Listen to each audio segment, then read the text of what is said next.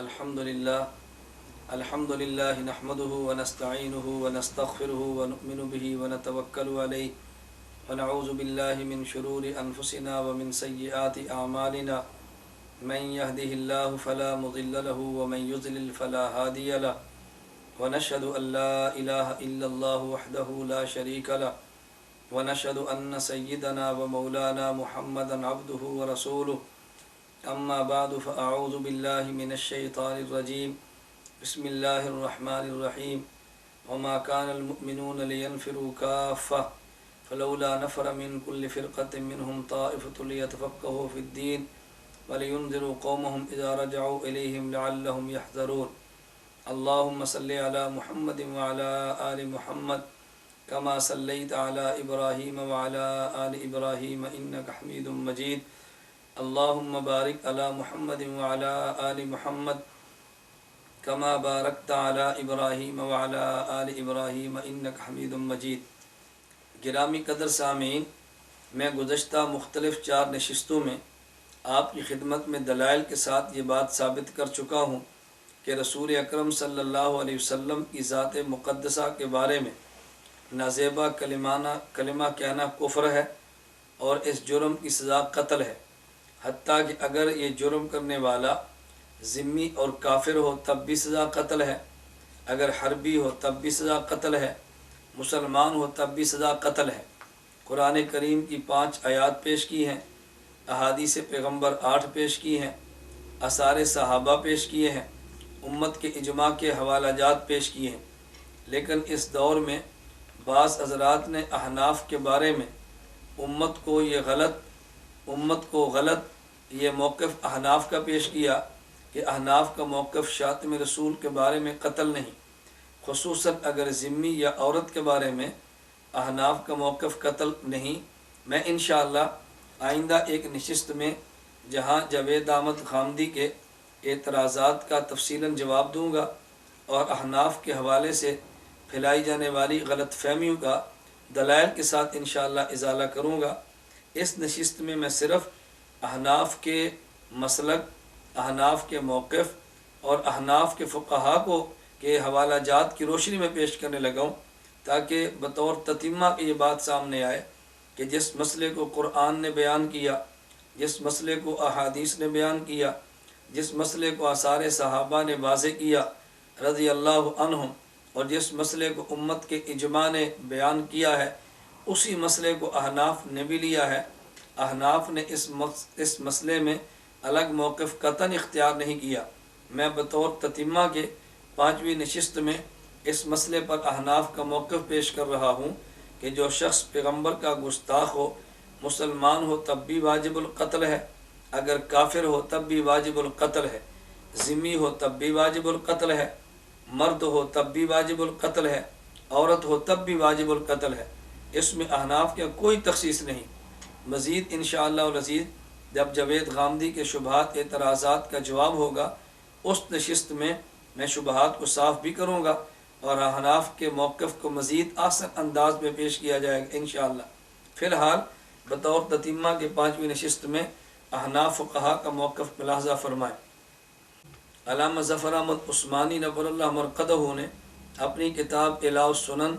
جلد نمبر 12 صفحہ نمبر 539 پہ تحریر فرمایا ہے،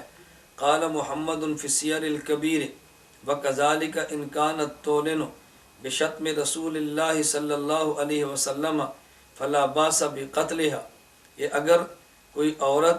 اعلانیہ نبی پاک صلی اللہ علیہ وسلم کی ذات کے بارے میں نازیبا جملہ کہے تو اس عورت کو قتل کر دینے میں کوئی حرج نہیں۔ اور عنوان جو قائم کیا ہے فرماتے ہیں باب یقتل الذمی رجل کان او امرأۃ اذا اعلن بسب اللہ والرسول صلی اللہ علیہ وسلم، تو باب کے اندر بھی عورت کا تذکرہ بھی کیا، مرد کا تذکرہ بھی کیا اور ذمی کا تذکرہ بھی کیا۔ نمبر 2، علامہ ظفر احمد عثمانی رحمۃ اللہ علیہ نے اعلاء السنن جلد 12 صفحہ 539 پہ تحریر فرمایا، پہلے چند ایک احادیث اس مسئلہ کے حوالہ سے نقل کی اور اس کے بعد تحریر کرتے ہیں، فدل علی جواز قتل الذمی اذا اعلن بسب الرسول صلی اللہ علیہ وسلم وہو المذہب کہ یہ احادیث اس بات پر دلالت کرتی ہیں کہ ذمی کو قتل کرنا جائز ہے جب وہ پیغمبر کی ذات کے بارے میں اعلانیہ نزیبہ کلمات کہے۔ وہو المذہب اور احناف کا مذہب بھی یہی ہے، احناف کے مفتہ بھی قول بھی یہی ہے، احناف کا موقف بھی یہی ہے۔ وہو المذہب بڑا واضح لفظوں میں فرمایا، یہ احناف کا موقف ہے۔ قال ابن کمال باشا فی احادیث الاربعینیہ والحق انہ یقتل عندنا اذا اعلن بشتمہ علیہ الصلاۃ والسلام۔ ابن کمال پاشا نے اپنی کتاب میں یوں تحریر فرمایا، اور صحیح اور حق احناف کا موقف یہ ہے کہ ایسے شخص کو قتل کر دیا جائے جو اعلانیتاً نبوت کی ذات کے بارے میں نزیبہ کلمات کہتا ہے۔ نمبر 3، علامہ ظفر احمد عثمانی نور اللہ مرقدہ اعلاء السنن جلد 12 صفحہ 539 پہ تحریر کرتے ہیں، وبالجملۃ فلا خلاف بین العلماء فی قتل الذمی او الذمیۃ اذا اعلن بشتم الرسول او طعن فی دین الاسلام طعنا ظاہرا۔ اس مسئلے پر علماء کا اتفاق ہے، اگر ذمی مرد ہو یا عورت وہ دین میں اعلانیہ کوئی طعنہ زنی کرے یا نبوت کی ذات پہ نزیبہ کلمہ کہے تو علماء کا اس بات پہ اتفاق ہے ایسے ذمی مرد یا عورت کو قتل کر دیا جائے۔ نمبر 4، احناف کی معروف کتاب در مختار جلد 6 صفحہ 346 کتاب الجہاد باب العشر والخراج والجزیہ کے تحت یوں درج ہے، حضرت علامہ عینی رحمۃ اللہ علیہ فرماتے ہیں واختیاری فی السب ان یقتل وتبعہ ابن الحمام۔ علامہ عینی فرماتے ہیں واختیاری فی السب ان یقتل کہ میں بھی اس قول کو اختیار کرتا ہوں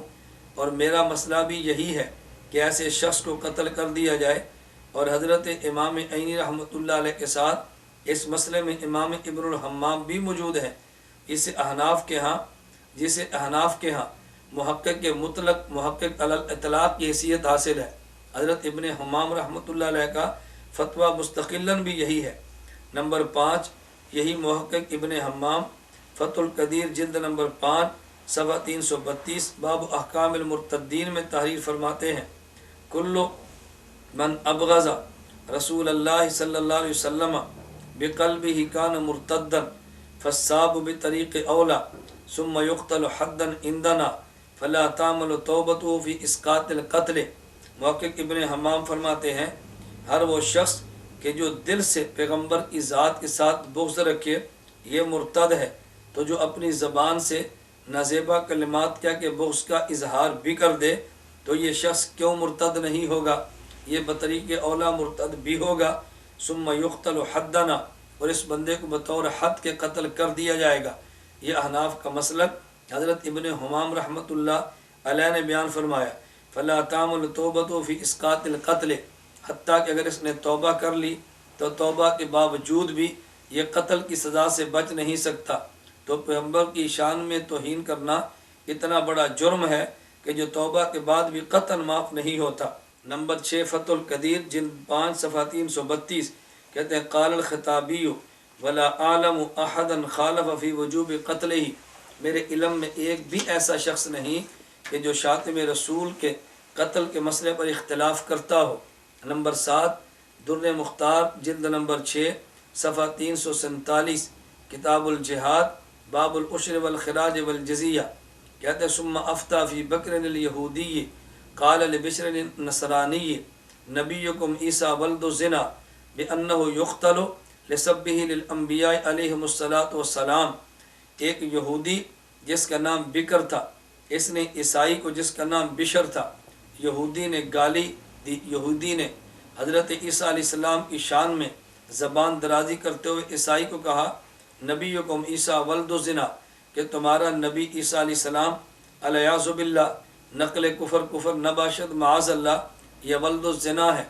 مفتی روم مفتی ابو سعود حنفی نے اس یہودی کے قتل کا فتویٰ دیا کہ جس نے عیسیٰ علیہ السلام کی شان میں گستاخی کی ہے، کیوں لسبہ للانبیاء، جس نے چونکہ انبیاء کی توہین کی ہے لہذا اس کی سزا قتل ہے۔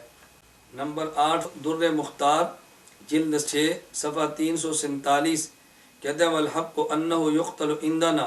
اذا اعلن بشتم علیہ الصلاۃ والسلام حق یہ ہے کہ جو شخص پیغمبر کی ذات کے بارے میں علانیہ نازیبا کلمات کہے ایسے شخص کو قتل کر دیا جائے۔ گرامی قدر سامعین، میں نے آپ حضرات کی خدمت میں 8 حوالہ جات احناف کے پیش کیے ہیں کہ جس سے بات روز روشن کی طرح واضح ہے کہ احناف کا موقف بھی شاتم رسول کے بارے میں قتل کا ہے اور پوری امت کے ساتھ ہے۔ اس لیے نبوت کی ذات پہ حملہ کرنے والا مسلم ہو تب بھی واجب القتل ہے، کافر ہو تب بھی واجب القتل ہے، مرد ہو تب بھی واجب القتل ہے، عورت ہو تب بھی واجب القتل ہے۔ تو میں نے آپ کی خدمت میں 5 نشستوں میں اس موضوع پر قرآن کریم،